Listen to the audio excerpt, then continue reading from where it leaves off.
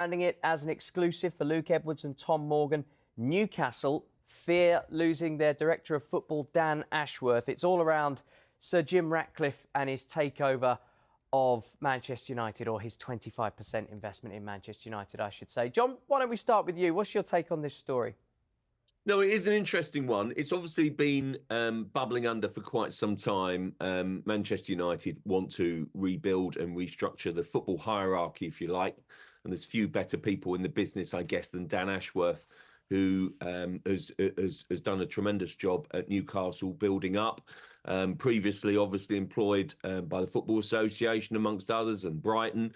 And within this story, you know, it's co-written, as you say, by Luke Edwards, their North East man, who's really good on Newcastle, and also Tom Morgan, who's kind of almost a bit more of a sports news guy. And you've almost got kind of a couple of takes in here. Newcastle very wary about Man United's interest, and I guess this stems from, you know, Man United have got such a tradition, haven't they, and such a big name, that when Man United move for people, when they try and strengthen the club, then of course you're going to be fearful.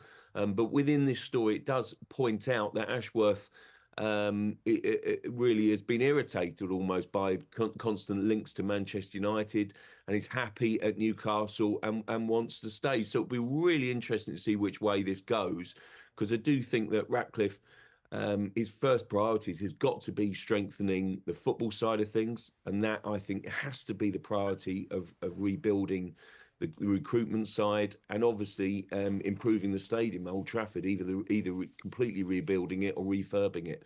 And I think Ashworth is certain to be at the top list of targets for any major club. And it'll be interesting to see where it goes. Newcastle will be determined to keep him, you can be sure of that, because if they want a long-term plan, then he is the sort of guy who's very honourable and very experienced in this role, that want them to take themselves forward as well. Charlotte, what would your take be on this? If Manchester United come knocking, is that a pull that would be too strong for Dan Ashworth and Newcastle to resist?